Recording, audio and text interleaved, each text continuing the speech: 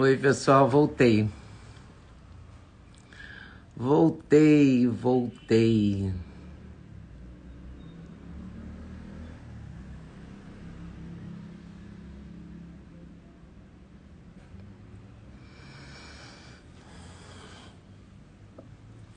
Voltei aqui para conversar com Roberto Mota, comentarista político da Jovem Pan, engenheiro de formação, trabalhou anos no Banco Mundial, tem livros muito interessantes.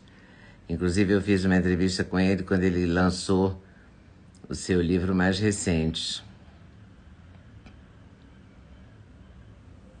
Vamos conversar aqui sobre as eleições de ontem e sobre as eleições que virão com o segundo turno, o Brasil do amanhã, o Brasil lindo e trigueiro, esse Brasil brasileiro que estamos aqui, e acho o Roberto Mota também excelente. A Construção da Maldade é o livro do Roberto Mota, que eu entrevistei recentemente. O nome do meu entrevistado anterior, Eduardo Antônio, era Marcelo Suano, que é doutor em ciência política pela USP. E agora vai ser o Roberto Mota, que é engenheiro de formação, foi secretário de Estado do Rio de Janeiro, trabalhou muitos anos como consultor no Banco Mundial, e tem esse livro que é A Construção da Maldade, que ele acabou de lançar. Tem outros também, mas esse ele lançou, acho que esse ano mesmo. Deixa eu ver se foi esse ano. Será que foi esse ano? Deixa eu ver se identifico. 3 de junho? Foi esse ano, sim. Ele lançou exatamente esse ano. Então, estou aqui esperando o Roberto Mota. Também acho ele maravilhoso. Será que ele entrou aqui? Eu não vi.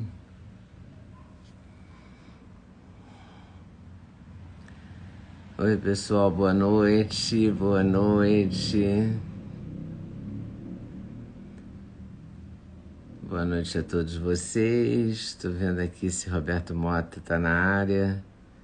Não estou identificando ele ainda não. Vocês estão vendo ele por aí?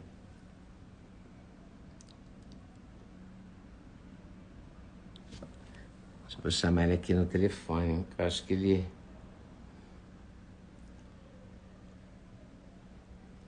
Esqueci, ele não esqueceu porque a gente se falou.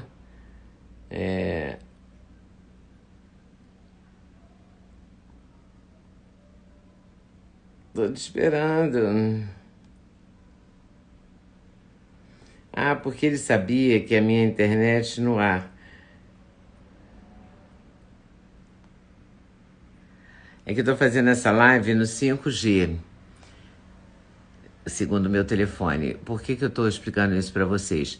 Porque eu tô explicando isso pro Roberto Mota, que ele me perguntou às 21h54 se a minha internet tinha voltado. Eu não vi porque eu estava entrevistando o Marcelo Suano.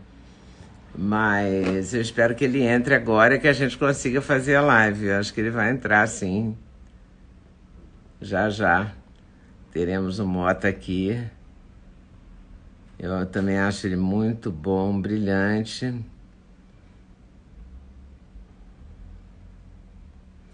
A Construção da Maldade foi lançada esse ano em junho.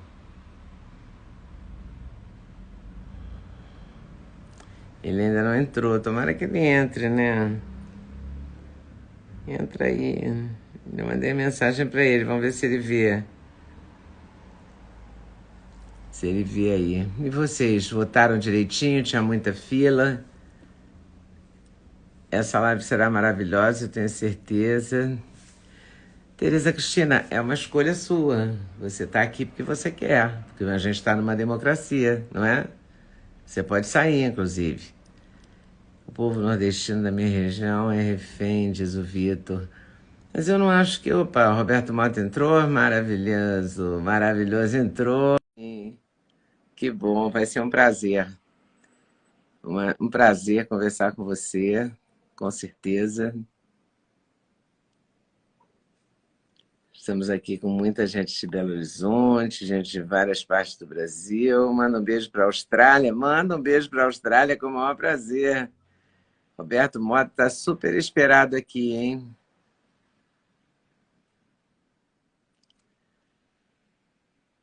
Meus apoiadores, muito obrigada. Se quiser dar selo, fique à vontade.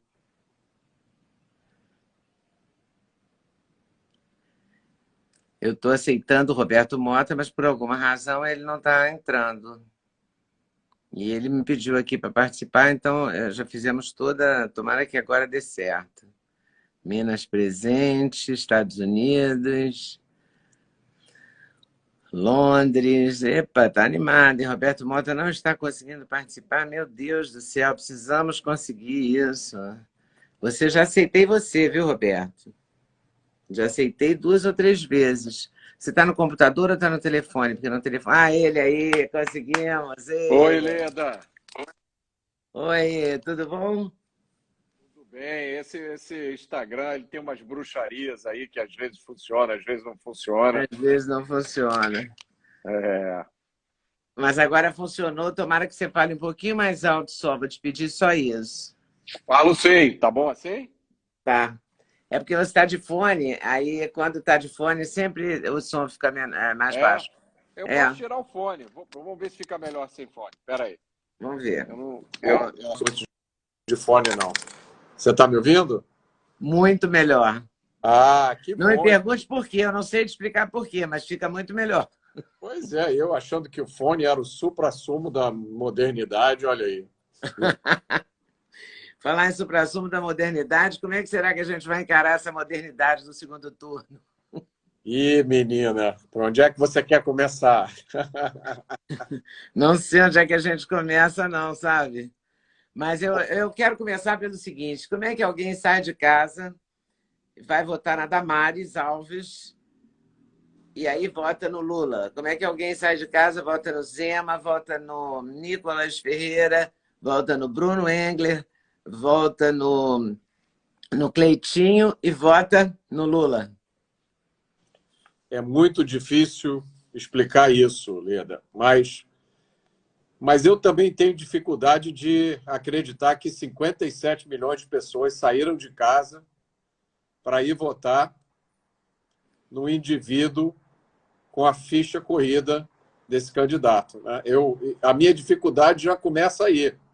Pode ser que seja só a minha dificuldade, né? Pelo visto, existem milhões de pessoas que não têm essa dificuldade. Mas aí tem essa que você apresentou, que é um raciocínio minimamente lógico, uma preferência que faça o mínimo de sentido, né? Muito, muito difícil de entender mesmo isso. Eu não me lembro também de ter visto na nossa história eleitoral recente esse fenômeno ter acontecido, né? Quando a gente olha as eleições do passado, geralmente há um alinhamento entre as escolhas que as pessoas fazem para deputado, para senador e para presidente, né? Não faz sentido. Do mesmo jeito que, por exemplo, eu não consigo imaginar alguém que tenha votado para senador no Sérgio Moro, para deputado federal no Deltan Dallagnol e tenha votado do PT para a presidência da República, né? Pois é, não é estranho isso. Eu não consigo entender por quê, não consigo uma explicação. Ao mesmo tempo, sabe, sei lá, a gente pode não, a gente não tem obrigação de, nem a pessoa tem obrigação de ser coerente, nem a gente tem obrigação, direito de exigir coerência. Mas que é esquisito né? Porque, em É, geral, quem vota na Damares não votaria no Lula, né? Não tem muito sentido. Com todo respeito a todos, mas é não, muito diferente, né?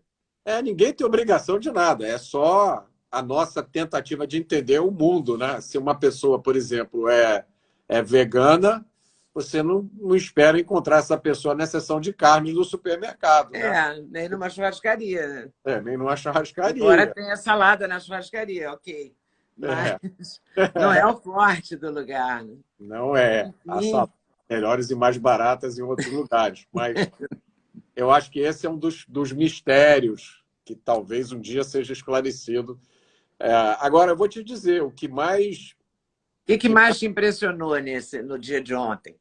foram as filas. Foram as filas. Quando eu cheguei na sessão, eu voto aqui no Clube Marimbás, e eu nunca enfrentei fila. Eu voto lá desde 1990 e alguma coisa. Metade da sua audiência não era nascida quando eu comecei a votar lá.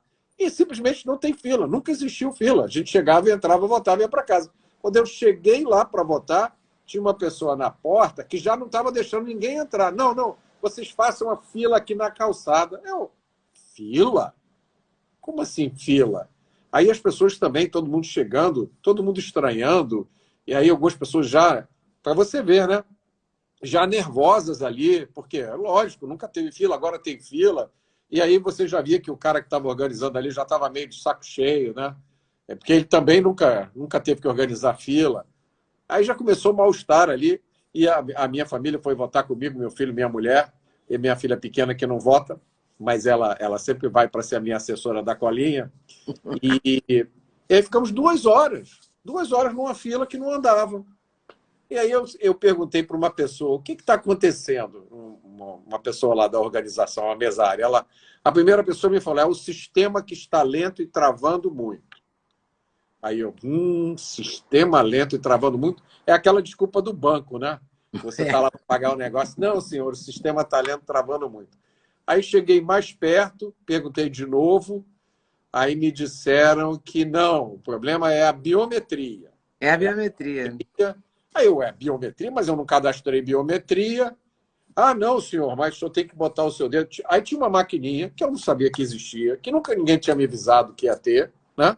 E que as pessoas tinham que colocar o dedo lá. E eu fiquei pensando, eu não cadastrei biometria, porque quando eu fui regularizar a minha situação eleitoral, me disseram que eu não precisava, eu não estava na lista das pessoas que precisavam cadastrar. Aí eu achei estranho. E depois vieram me dizer que aquilo ali era uma biometria que tinha sido importada do Detran, de outros bancos. Assim. Foram as explicações que me deram também, porque eu não tenho digital. Então, eu atrasei bastante a votação na minha sessão, porque a menina, a mesária, super gracinha ela, mas ela disse que, por ordem do sistema eleitoral, sei lá de quem, ela tinha que tentar 4 vezes a minha biometria. E quando ela falou da biometria, eu também não sabia que ia ter, estava escrito no meu papelzinho, eu transferi meu título do Rio para São Paulo. Então, era a primeira vez que eu votava naquele lugar, tinha uma fila de 2 quilômetros, assim. E eu entrei porque eles falaram que podia entrar quem tinha 70 anos, eu tenho 70 anos, entrei.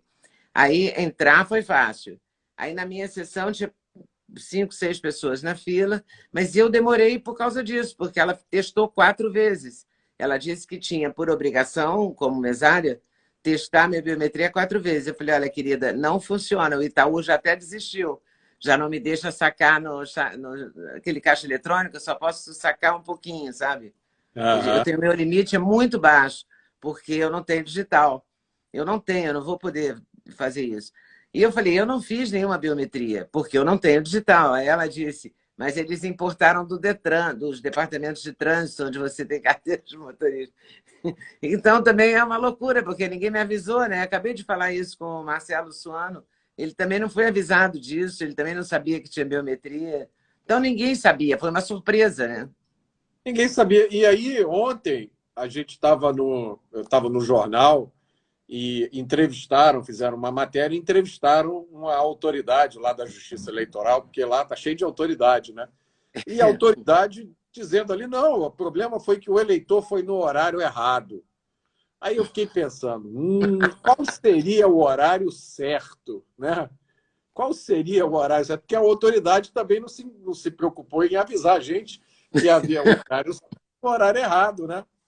Então foi uma aventura, né? Porque tinha fila, tinha biometria importada, que a gente. E Eu aí, fui 2 horas da tarde. Você foi que horas? aqui a gente foi meio-dia e meio. Eu terminei de fazer uma matéria que eu estava fazendo, peguei a família. Foi entre meio-dia e 1 hora. Que Pois geralmente é, eu fui umas 2 horas. Então, eu não sei que horário era esse, né? talvez depois que a sessão fechasse, né? Aí você chegava lá, não tinha fila, porque não tinha mais voto nem nada. E aqui aconteceu de algumas sessões, pelo que eu escutei, funcionarem até 8 horas da noite. Aí assim, Leda, eu sei que está proibido falar mal do sistema eleitoral. Então, Claro. tá gravando, então eu não estou falando. Longe de nós, não vamos É, falar mal do não sistema estou eleitoral. falando. Falamos só que ele é estranho, né? Mas assim, para uma entidade que só vive de fazer isso, né? Assim, a Justiça Eleitoral, ela não cuida da eleição, ela não vende picolé, ela não faz agricultura sustentável, constrói aviões, não, ela só cuida da eleição, é a única atividade dela, né? E também a gente ficou escutando aí nos últimos 2, 3 anos que nós devemos ter orgulho do nosso sistema, não foi? Eu levei uma bronca no jornal semana passada, porque me disseram que eu deveria ter orgulho do sistema eleitoral. Aí eu sempre pensei, eu tenho orgulho das belezas do meu país, eu tenho orgulho do caráter do povo, né? Eu tenho orgulho das coisas que a gente conquistou, mas não consigo ter orgulho do sistema digital. Mas, enfim.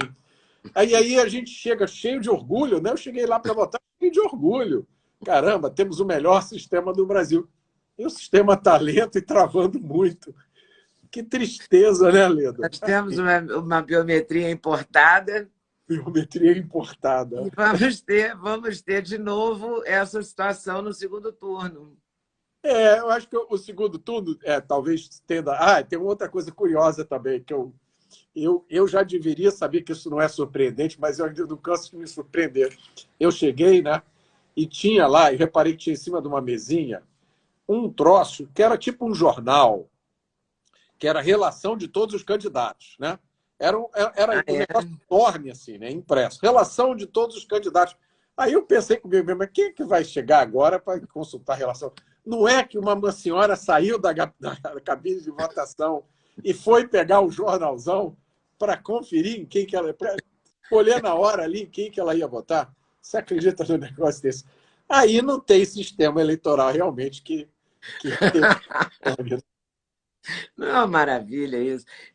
Pode acontecer de tudo, não é? Pode até alguma pesquisa acertar.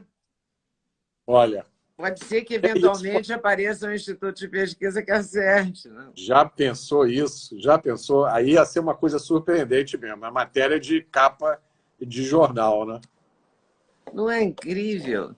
Agora, isso não é de hoje que esses institutos estão assim, porque na primeira vez que o Bolsonaro foi eleito, eu me lembro que ele perdia para todos no segundo turno.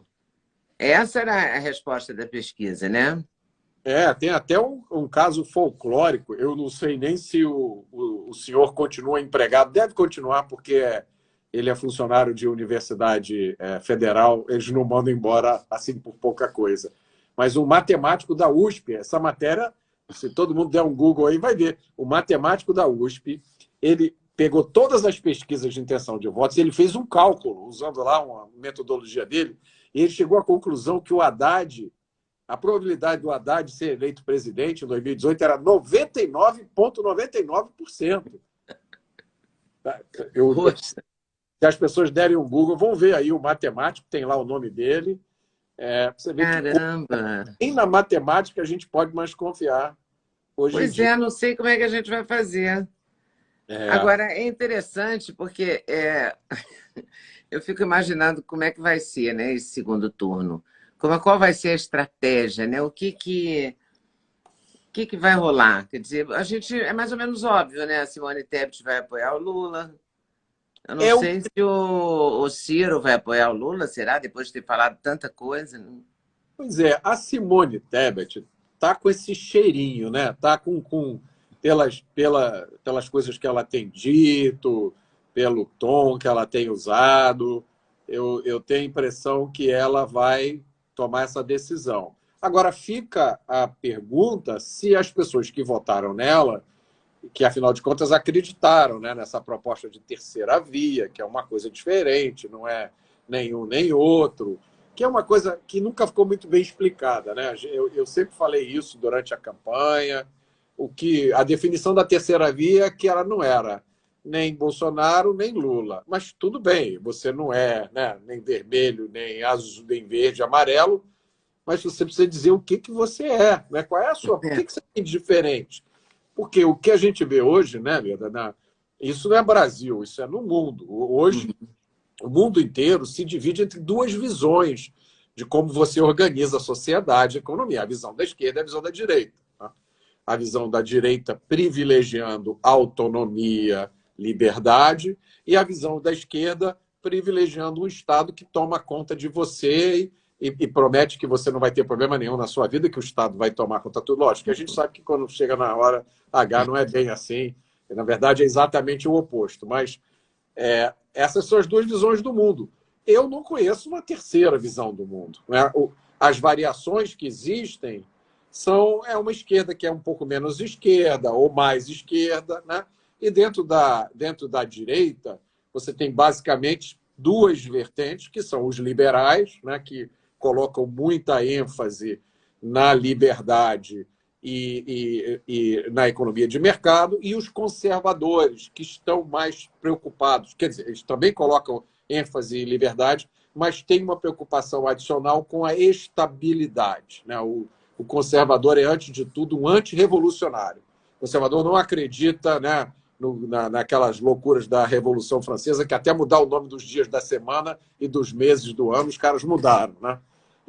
Você sabe que eu estava outro dia estudando, a Revolução Francesa é legal, porque você estuda cada vez, quanto mais você estuda, mais surpresa você tem, né? E eu descobri que eles, inclusive, criaram um culto para substituir o cristianismo, que era o culto do Ser Supremo. Sabia disso? Eu descobri outro dia. Não, não sabia disso. Não sabia, não, também não sabia. E elegeram, nomearam Robespierre, que era o cara mais radical, cortador de cabeça, como sumo sacerdote do culto do Ser Supremo. Tá? E aí fizeram uma cerimônia super, né, o primeiro ritual lá do Ser Supremo, em Paris, eu acho que foi em 1794, se eu não me engano. Eu sei que esse primeiro culto foi, se eu não me engano, foi em maio ou junho. Um mês depois, teve outra reviravolta na Revolução, prenderam o Robespierre e cortaram a cabeça dele e acabou o culto. Mas, então, tem essas duas visões do mundo, né? De esquerda e direita. Não tem outra. Eu leio, eu procuro, eu converso com as pessoas, mas não existe uma outra, né? Pode ser que apareça amanhã. E esse pessoal da terceira via nunca conseguiu. Não será o Alckmin? Você está me provocando, né, Helena? Aí, olha, vou te falar, é melhor nem comentar, porque essa história do Alckmin é uma coisa tão bizarra que dá margem a umas teorias da conspiração, assim, bem ousadas, né? Tem gente que diz que, na verdade, está tudo combinado, se o Lula ganhar, quem vai governar é o Alckmin, o Lula vai pedir para sair, porque é realmente uma coisa inexplicável, né? Duvido que o Lula peça para sair. O Lula gosta do poder, imagina se ele vai pedir para sair. Pois é, aí vai ser o Alckmin que vai pedir para sair, né? Vai ter, foi enganado. Peço demissão. É muito engraçado mesmo, quando a gente para pensar nessas coisas, né? Porque essa dupla Lula-Alckmin é uma dupla inusitada, né? Eu não consigo olhar. Porque você olha para o Bolsonaro e fala, Bolsonaro fez uma dupla com Mourão ou com Braga Neto. Faz sentido, né? São pessoas afins. Não é? Você pode gostar ou não gostar, mas elas são afins. Agora, você olha para o Alckmin e para o Lula, e o Alckmin gritando Lula e tal, é muito estranho, é muito estranho. Muito estranho. Com todo respeito, é estranhíssimo. É inexplicável. Eu acho que isso deve ter um custo emocional muito grande, né, para o Alckmin. Eu não consigo. Eu me coloco, eu penso nisso, Leda, porque, você sabe, eu já fui candidato 2 vezes, né? Eu tenho uma passagem que, embora relativamente recente, né, pela política, a minha vida inteira eu trabalhei na iniciativa privada. Eu comecei a me envolver com política quando eu, junto com o João Amoedo, criei o Partido Novo em 2009, mas eu entrei mesmo assim mais perto da política em 2018. Mas eu convivi um pouco nesse meio, né? E não é uma atividade fácil, não é... Porque toda hora você está tendo as suas convicções testadas. Toda hora aparece uma oportunidade, né? Que você tem que dizer não, que você... São muitas escolhas que você tem que fazer. Então, eu imagino que por uma pessoa como Alckmin, que era considerado conservador... Opus Dei, lembra? Acusado de Opus Dei, né? Porque era acusação aquilo. Acusação, pois é. E assim, você não entra numa coisa dessas sem levar sua família junto. Então, se você é do PSDB, você é um dos caciques do PSDB, você foi governador de São Paulo, a sua família está toda com você nesse barco, né? Os seus amigos, tudo. Aí, de repente, você chega em casa, ó, reúne a família toda, só tem uma notícia para dar para vocês. Senta todo mundo aí. Preparado? Toma um copo d'água com açúcar, porque eu vou agora lular. Como assim? Não, eu vou lular. Aí eu fico pensando, meu Deus do céu, como é que você, né? Como é que você explica uma decisão dessas, né? Como é que você sai de um lado? E não é uma coisa pequena. Você está falando de... Não é radical até. São visões do mundo opostas, né? Assim, Uhum. a gente está vendo hoje, eu estava vendo aqui eu não vou falar o nome não, mas é uma filósofa, historiadora, filiada a um partido desses radicais. A declaração dela foi, se eu não me engano, foi: eu prefiro que as urnas sejam fraudadas do que ver o povo votar em fascistas. Eu falei pensando, caramba, e a moça de um partido de esquerda desses, né? Você imagina você se aliar com gente, né, que pensa dessa forma. Eu não acho que ela seja menos humana porque pensa dessa forma, não, mas a humanidade já produziu coisas terríveis, né? A gente olhar a história da humanidade, não faltam ideias idiotas e que começam como besteiras que você olha e ri, e daqui a pouco, quando você olha, virou uma coisa Mas são monstruosa. assustadoras, né? Assustadora. Mas essa história Eu do diria que Alckmin... tudo mudou no Alckmin. Até o figurino da dona Lu Alckmin mudou. Eu fiquei observando outro dia, ela tem umas golas, umas mangas bufantes, umas coisas esquisitas. Que ela era uma pessoa sóbria, chique. Ela era bem chique. E São virou... golas revolucionárias, será? Eu não sei, tem umas golas, umas mangas, umas coisas estranhas. E tudo ficou esquisito. E agora temos um segundo turno que deixou a esquerda muito, sobretudo os jornalistas, parece que muito surpreendidos, né, ontem. Que arrogância, né, Leda? Que uma mistura de ingenuidade com arrogância. Pois é, mas eles nunca foram ingênuos, né? Eles são pessoas vividas. Então, eles acreditaram nas pesquisas, ou estava tudo combinado e saiu do script. O que aconteceu? Ó, Leda, Primeiro, na minha época de jornalismo diário, eu não demonstrava assim a minha decepção, embora eu acho tivesse, claro, não é? Com um resultado ou outro, mas eu mantinha a pose, sem alterar a minha fisionomia. E hoje em dia não, né? Está na moda demonstrar a sua perplexidade, a sua tristeza, a sua raiva, a sua surpresa. É outro jornalismo. a sua decepção, né? É, a sua decepção. O doutor Ives Gandra diz: eu vou ter que estudar de novo direito para entender o que está acontecendo. Ele disse várias vezes para mim na entrevista: eu acho que eu também vou ter que voltar para a faculdade para poder entender o jornalismo moderno. Ele é sensacional, Ives Gandra. Você sabe que outro É dia, maravilhoso. eu tive que ouvir isso. Eu tive que ouvir que eu não era jornalista, porque a forma que eu pensava não era a forma de um jornalista. Aí eu falei na hora, ó, se para ser jornalista tem que ser de esquerda, pode me chamar de engenheiro, que eu estou satisfeito da vida. Eu sou engenheiro também, sou administrador de empresa, não tem problema. Mas houve uma mudança muito grande no jornalismo, né, Leda? Eu não sei datar exatamente quando que essa mudança começou, mas o que a gente vê hoje é inacreditável. Inacreditável. É muito diferente do que eu vivi. Realmente parece outra encarnação para mim. Mas tudo bem, né? É o que temos. Agora, o que faremos com o que fazemos com esses institutos de pesquisa? Eles vão continuar, né, no segundo turno, eles vão insistir em pesquisar. Eu acho que eles deveriam ser substituídos, talvez por uma cartomante. A gente contrata algumas cartomantes, videntes, né? Não tem aquela adivinhação que a gente faz com as folhas de chá, né? Você faz um chá e depois olha as folhas que ficaram no fundo da xícara. Olha, você falou dos erros do passado, né? Outro dia eu fiz uma compilação dos erros dos institutos, porque começou uma discussão no ar: o instituto erra, não, o instituto não erra, erra, não erra. Aí eu fiz o meu dever de casa e fiz um fio no Twitter. Quem entrar no meu Twitter depois, R Mota 2, pode ver.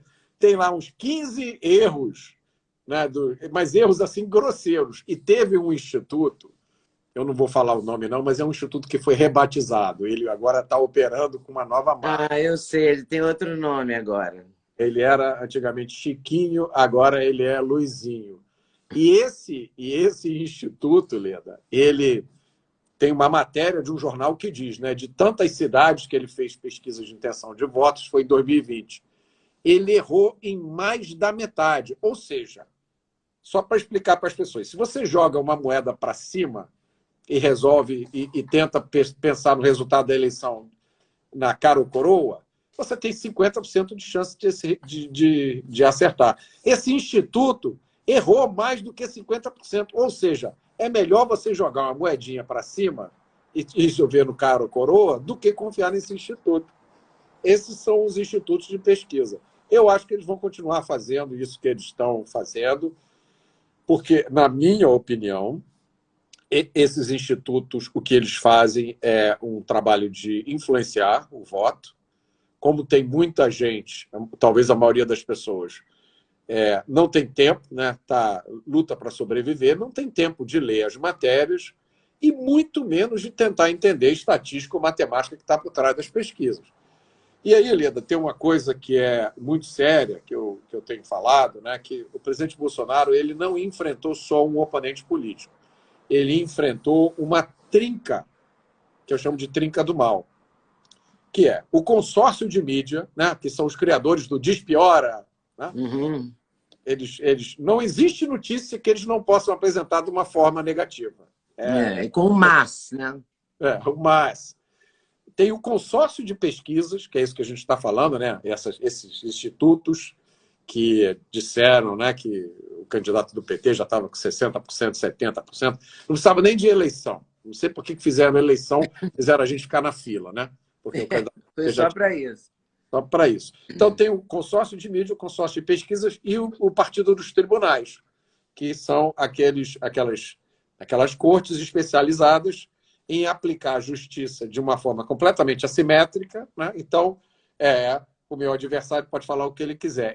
Se eu fizer uma mínima criticazinha aqui, amanhã eu posso estar com a polícia batendo na minha porta, eu ter meu celular apreendido, como aconteceu num grupo de WhatsApp de empresários. Né?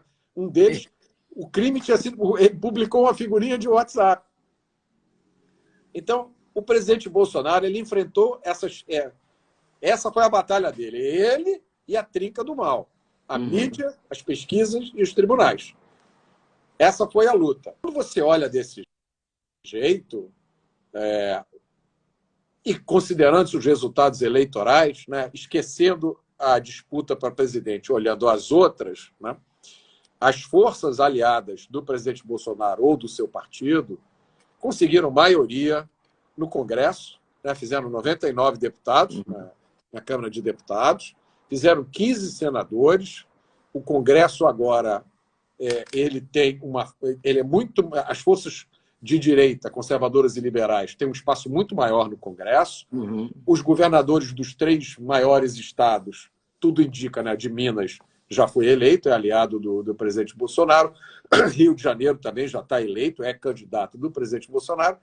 E em São Paulo, Tarcísio, que é uma novidade absoluta, né, na política brasileira, também tudo indica que está em posição de vantagem que não vai mudar.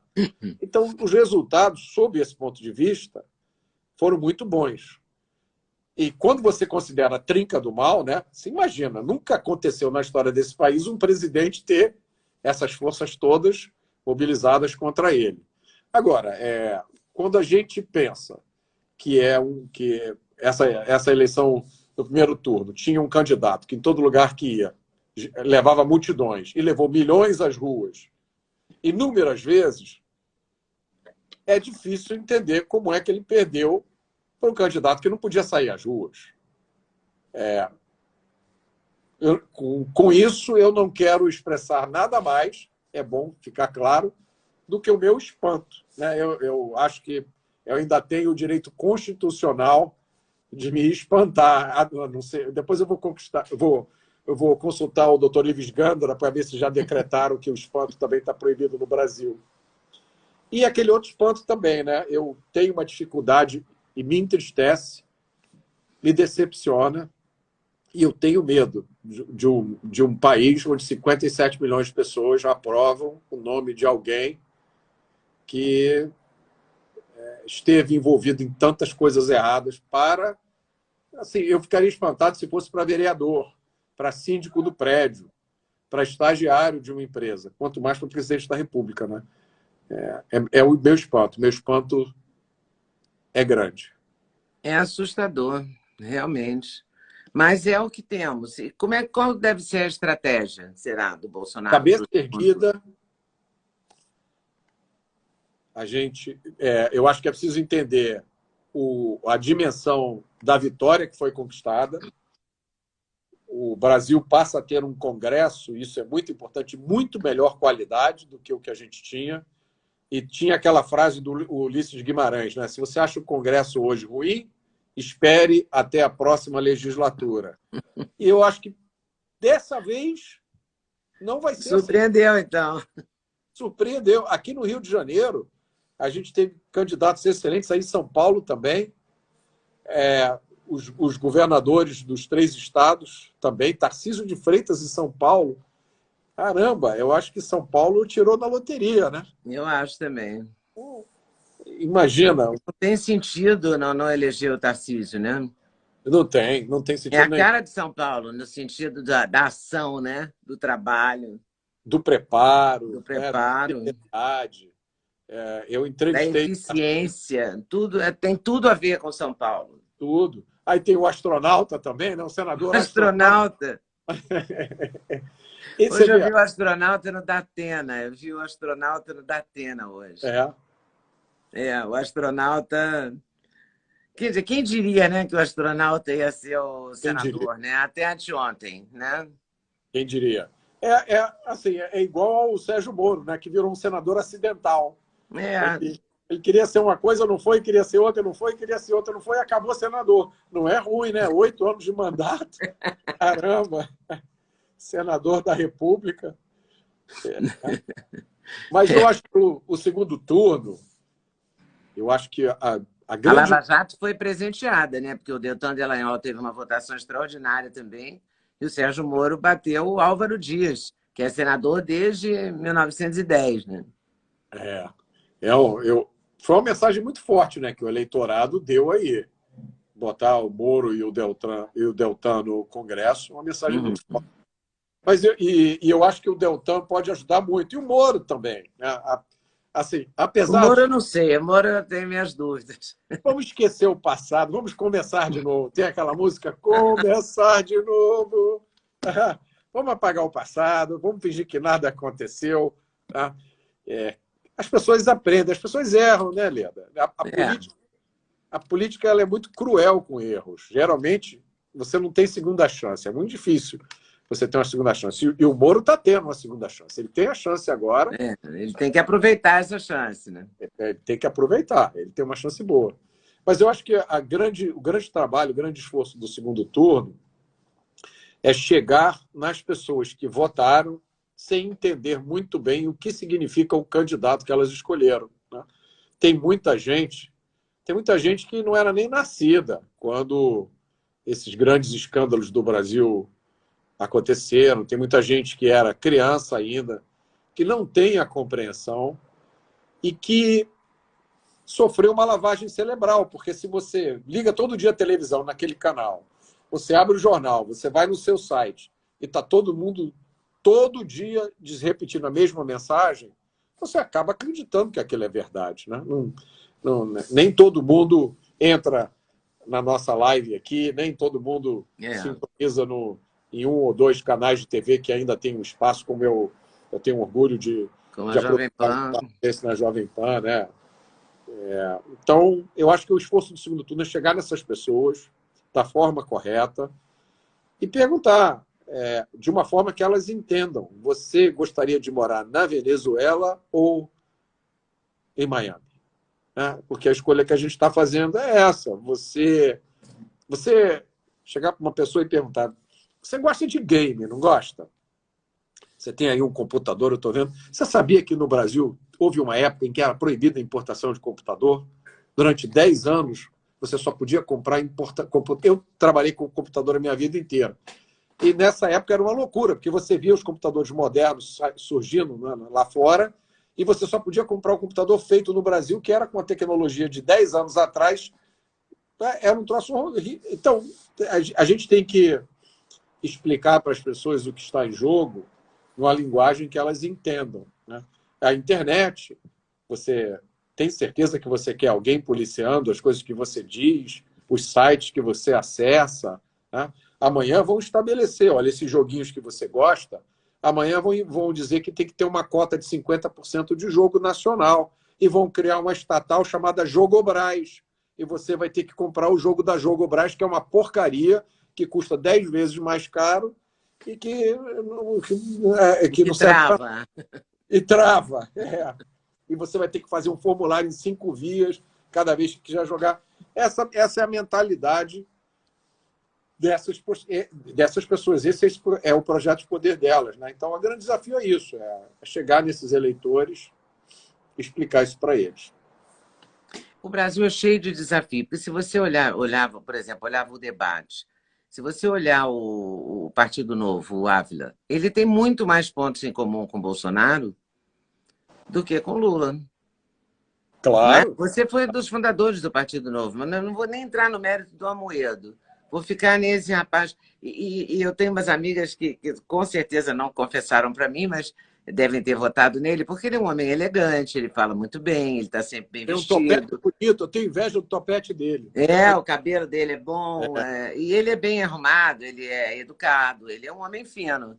Né? E a grande acusação assim, que esse tipo de pessoa faz ao Bolsonaro é o Bolsonaro ser tosco, ser rude, falar palavrão, ser esse jeito que ele é. Aliás, ele nem escondeu, porque ele é assim. Eu não conhecia ele, eu conheci na primeira vez que eu entrevistei, nas vésperas, em 2018. Antes da eleição, eu entrevistei os candidatos, entrevistei o Amoedo, entrevistei ele, Bolsonaro, o Álvaro Dias e tal. E o Bolsonaro era aquilo mesmo, né? O jeito dele de falar, nunca mudou, é isso mesmo. O que é uma novidade na política brasileira, né? A autenticidade. Você pode gostar ou não. Você preferia que ele usasse uma sandália Prada do que Raider. Você pode ter várias escolhas, né? Você pode querer, porque a gente quer coisas, né? E tal. Mas eu acho engraçado a pessoa ficar apegada a isso. E eu tenho certeza que, quer dizer, era para o Ávila ter tido, então, uma votação mais expressiva, né? Olha, eu vou tomar muito cuidado com as minhas palavras, porque eu tenho um envolvimento emocional, né, com a história do Novo. Mas, no caso específico do Ávila, que eu não conheço, nunca tive com ele, não tenho nenhum conhecido, eu não tenho nenhuma ligação com ele. Eu acho que ele perdeu uma oportunidade gigantesca, porque ele poderia ter crescido muito, né, como figura pública, aproveitando as oportunidades que ele teve, porque eu acho exatamente isso que você falou. Ele tem 95% em comum com o Bolsonaro, né, e provavelmente 0% em comum com o Lula. Então, era ele ter feito, fazendo uma comparação ruim, era para ele ter dado uma de Padre Kelmon, né? Olha o que o Padre Kelmon conseguiu, né? O Padre Kelmon é um fenômeno. É um fenômeno. É um fenômeno. O Padre Kelmon saiu da obscuridade. Total. Saiu da Ilha da Maré. Da Ilha da Maré, em Salvador, que ninguém sabe nem onde fica direito. Nem eu, pois é, eu não sei onde é que é essa ilha. Nem eu. Ele que me falou isso, porque senão eu não ia saber nunca. A próxima vez que eu for a Salvador, eu vou nessa Ilha da Maré. Eu também, todo mundo está curioso, né? E ele saiu do anonimato absoluto, né? Total. Eu acho foi achincalhado. Agora, o Padre Kelmon é uma escolha do Alexandre de Moraes. Porque se o Alexandre de Moraes não tivesse proibido o Roberto Jefferson, o Padre Kelmon não existiria. Pois é a lei das consequências não planejadas, né?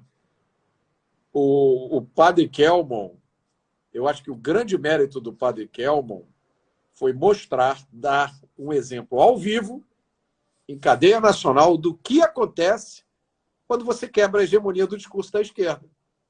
Né? Porque ali a expectativa é que fossem 5 candidatos em variados tons de esquerda, e aí eu vou incluir o Luiz Felipe Dávila também, porque eu acho que o personagem que ele encarnou ali, que eu não sei se é real ou não, mas é um personagem social-democrata, né? É. Com umas tinturas liberais, mas essencialmente social-democrata. Era 5 de esquerda e 1 de direita. Aí surgiu outro de direita, foi um escândalo, né? A reação das pessoas nas redes sociais, assim, Leda, reação de raiva, né? Como Muita é que raiva. o padre, não sei se você viu, aconteceu no jornal lá que eu faço todo dia de manhã na Jovem Pan, e aí começaram a criticar o padre porque ele não era um padre de verdade. Eu falei, ué, desde quando isso faz diferença? E se ele se sente padre, ele não pode ser padre, não? Eu quase apanhei. Ué, não é assim que está combinado? Eu achei que esse fosse o combinado, né? Mas ele nunca disse que era padre da Igreja Católica, né? Eu achei Ele... maravilhoso a CNBB se dar o trabalho de fazer uma nota oficial dizendo que ele não era um padre da Igreja Católica. Eu falei, meu Deus, mas ele nunca disse. Ele me deu entrevista, ele deu entrevista ao Rica, Perrone, a dezenas de pessoas, e nunca disse que era padre da Igreja Católica. Ele diz que é padre ortodoxo da Igreja do Peru. Entendeu? Eu não vou saber que igreja é essa, entendeu? Mas ele nunca disse. Isso não pode ser imputado a ele. Ele não disse que era padre católico em nenhum momento. Pois e a é. CNBB faz uma nota, entendeu? É umas coisas que eu não consigo entender. Esses bispos devem estar com pouco trabalho, né? A carga de trabalho deve estar leve. É muito louco isso, né? Desmentir uma coisa que, na verdade, nunca foi dita, né? Nunca E as foi pessoas dito. ficaram perplexas com o padre Kelvin, né? Agora, é assim, e aí eu perguntei, pô, se ele se sentir padre, né? Para você ver, né? A gente usa um exemplo caricato para mostrar que a situação que a gente vive hoje é caricata mesmo, né? Criou-se um mundo paralelo onde, se você está de determinado lado do debate, tudo que você faz é errado. Você vai receber até notinha da CNBB. Né? O outro lado faz qualquer coisa, inclusive escreve cartinha para o Papa. Né? Não teve uma cartinha que foi para o Papa? Assim? Para o Papa, teve carta para o Papa, teve tudo. Aí eu Pode falei, ter tudo, né? aí eu falei no É dia dessa cartinha. impressionante isso. É impressionante, impressionante. E eu falei no dia dessa cartinha, né? Eu gostava do Papa João Paulo II. E, junto com Margaret Thatcher e o Reagan, ajudaram Nossa, a destruir o comunismo na Europa, né? é verdade. E o Papa era polonês e veio, né, da Polônia, onde tinha o Lech Walesa, que era um líder sindical, Líder sindical. que ajudou a derrubar o regime. Você vê que loucura, né? Aqui, se você pegar um líder sindical, a probabilidade dele ser socialista ou comunista e lá era o anticomunismo. Anticomunismo, né? Mas essa é a loucura da situação que a gente vive hoje, né? Mas essas mudanças, né? A gente. É uma bênção também a gente ter vivido tudo isso, né? Eu acho, Está Leandro. vivo para ver isso, leva a essa. A própria ascensão do Lula também foi uma coisa muito impressionante. O começo dele, né? A história dele. Essas histórias são incríveis. E como é que as pessoas conduzem, às vezes, né, o seu futuro, a sua biografia, como diria o Sérgio Moro. Escolhas, né? Escolhas. Escolhas. Tem uma frase que eu gosto muito, que é: primeiro você faz as suas escolhas, depois as escolhas fazem você, né? É verdade. Se você não tem a capacidade de, em determinados momentos, dizer não Você vou... fica refém, né? Tem que abrir mão de coisas, né? Você tem que dizer, olha, agora eu vou passar um período difícil da minha vida, porque eu não quero essa facilidade que estão me dando, porque eu não quero a consequência que vem depois. E a tentação de quem experimenta alguma forma de poder é gigantesca, Leda. Assim, ainda mais num país como o nosso, em que a autoridade é um país muito diferente, por exemplo, dos Estados Unidos. Né? Nos Estados Unidos a lei é para todos e é dura para todos. Né? Aqui não. Aqui, ainda mais nesses tempos que a gente está vivendo, o fato de você ter um cargo, ter uma posição, ou ser parente de alguém, faz toda a diferença do mundo, né? Aqui tem essa coisa de sabe com quem você está falando e a vida inteira teve, né? A vida inteira teve, mas eu nunca vi isso tão explícito, tão É, até hoje, né? Antigamente era meio disfarçado, você tinha lá uns rituais, uns cerimoniais. Agora não, agora o é cara fala em escancarado. rede nacional, quem manda sou eu, isso aí está proibido, e olha, e se fizer vai preso, e não gostou, vai preso também, e se criticar vai preso de novo. É incrível. É, não tem o VAR. Não Não, tem. olha, tá muito louco. Eu não sei como é que vai ser, não. Essas próximas, o quê? São 20 quantos dias? Tem que olhar aqui. Eu não sei quantos dias. 21 dias, talvez, né? Eu Hoje é acho que dia 3. Para o dia 30, 27 dias. quase um mês, né? Um mês de angústia, de tensão, de preocupação.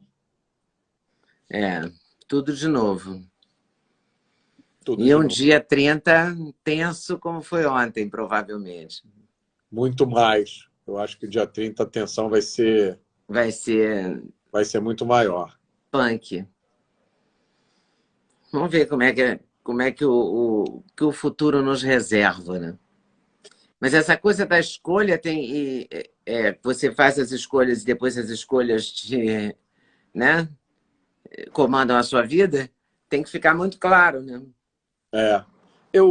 Isso é uma coisa, um dos problemas da democracia, né? Porque não é óbvio para as pessoas as consequências do que elas fazem, né? Não é uma coisa óbvia, não é uma consequência imediata, né? O sistema democrático ele é um troço complexo, né? Tem os três poderes e tem vários mecanismos. Nosso próprio sistema eleitoral, esse sistema proporcional, que ninguém entende direito. Então, aliena muito as pessoas, né? Não é uma coisa assim. O fato também da gente ser um país enorme, né? E aí o Sul quer uma coisa, o Nordeste quer outra, aí o Norte não sabe se vai para lá ou vai para cá, né? O Norte está ali do lado da Venezuela, do lado da Colômbia, a gente está aqui embaixo, né, com a cabeça mais na Europa. É complicado isso tudo, né? Aquele mapa do Brasil entre vermelho e azul, ontem me impressionou muito. Né? São nitidamente dois. Eu passei a vida inteira acreditando que eram vários Brasis, né? Josué de Castro e tal. Aí você chega ali, tem dois Brasis bem nítidos, né? É. Eu pensei muito naquele mapa ali, refleti muito sobre o significado disso, né? A família da minha mãe é do Rio Grande do Norte e eu passei a minha infância toda na Bahia, até os 11 anos. Tá? Então, eu adoro o Nordeste. O Nordeste, para mim, eu comparo muito com Israel, né? Eu fui a Israel. Israel é o país mais surpreendente que eu já fui na minha vida. É mesmo, eu nunca fui. Olha, eu digo para você, você nunca vai ter uma experiência igual. Tem a parte mística, né? Que também é uma bomba atômica, mas tem também a surpresa, né? Que Israel, para mim, é uma mistura assim do que eu vi nos Estados Unidos com o que eu vi na Alemanha. Modernidade, desenvolvimento, o sentimento de segurança, por incrível que pareça, beleza. E aí eu olhava para aquilo ali, eu pensava no Nordeste, eu falava, gente, se eles conseguiram fazer isso aqui, né? Esse pedacinho de terra minúsculo, que não tinha nada, era deserto, cercado de inimigos por todos os lados. Imagina se a gente, né, pega essa cabeça, leva para o Brasil. Nossa, A gente, leva para a afinal, Bahia. caramba. E eu adoro o Nordeste, eu tenho Eu também. fortes laços É tão emocionais, lindo, né? Tão... tudo. E aí você olha aquele mapa, aí você fica tentando entender, né, o que está acontecendo. O que bateu Não, para você quando você olhou o mapa? O que você pensa? então, assim, quando eu penso nisso, eu penso muito nos projetos políticos que tem por trás disso. Né? Eu levei muito tempo para formar a minha visão sobre isso. E hoje você tem essas duas visões do mundo que estão colidindo, né? A visão do mundo da esquerda e a visão do mundo da direita. E hoje, eu não tenho dúvida nenhuma que quem escolhe o lado da esquerda está apostando na repetição das piores experiências que já aconteceram na história da humanidade. Hoje eu não tenho dúvida, Leda, que toda ideologia totalitária ela é uma matiz de esquerda. Inclusive, eu escrevi um artigo para a revista Oeste há umas 3 ou 4 semanas falando sobre isso. Isso é uma matéria difícil de você tratar em Twitter, né? Não, você precisa explicar, dar referências. Eu escrevi um artigo, tem umas 3 ou 4 páginas, com muita referência, explicando, né? Por que, na minha opinião, todos os regimes totalitários têm algum tipo de conexão com a esquerda. E é assim que eu vejo hoje a visão da direita, como uma corrente política que privilegia a liberdade, a autonomia, a independência, né? Se eu posso te ajudar, eu quero te ajudar para que você se torne independente. Eu não quero que você fique a vida inteira dependendo da minha ajuda. É assim que eu penso. Embora, se você se tornar dependente de mim, isso me dê mais poder, né? Quanto mais gente dependente de mim, mais poder eu tenho, né? Mais as pessoas vão me elogiar. Mas não é isso que eu quero, não é essa escolha que eu quero fazer. E quando eu olho para o Brasil de uma forma geral, eu morei 5 anos nos Estados Unidos, né? Não existe nenhuma razão intrínseca ao Brasil que impeça a gente de ter o padrão de vida que os Estados Unidos têm. Se eu não me engano, eu acho que esse é o dado. Em 1800, o PIB per capita brasileiro era igual ao dos Estados Unidos. Em 1900, o PIB per capita dos Estados Unidos já era 7 vezes ou 11 vezes maior que o brasileiro.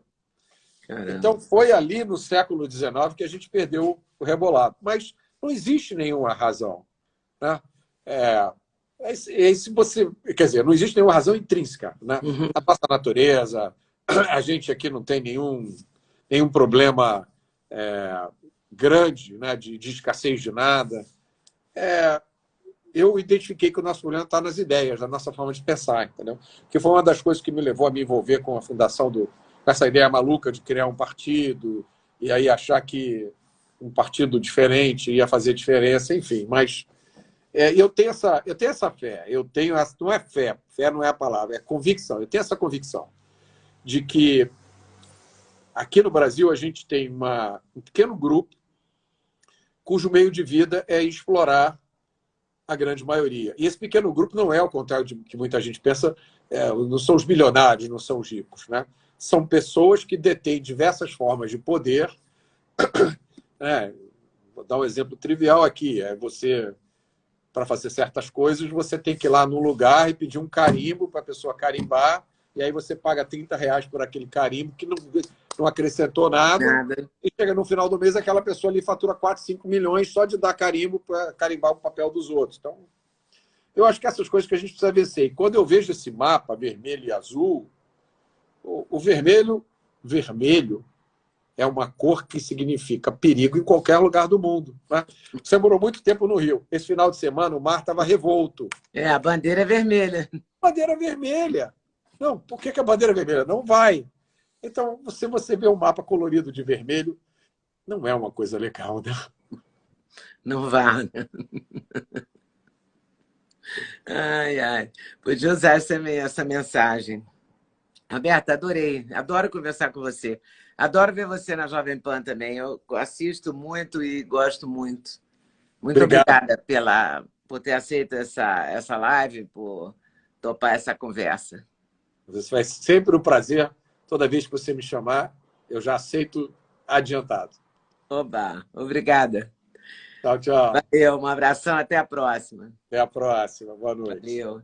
Conversei aqui com o Roberto Mota, que é o comentarista Jovem Pan, que é uma figura extraordinária, que eu falei para vocês que lançou o livro, que tem aqui no meu canal uma entrevista exatamente no lançamento do livro, que é engenheiro de formação, estou em administração de empresa, fui executivo do Banco Mundial, morou fora do Brasil, enfim, pensa o Brasil, foi um dos fundadores do Partido Novo, há um tempo atrás, já não tem mais nada a ver com isso, mas tem a ver com o Brasil. Penso o Brasil, olho o Brasil com um olhar muito atento e muito bem-humorado. Ficamos por aqui? Boa noite para vocês. Até amanhã, se Deus quiser. Valeu.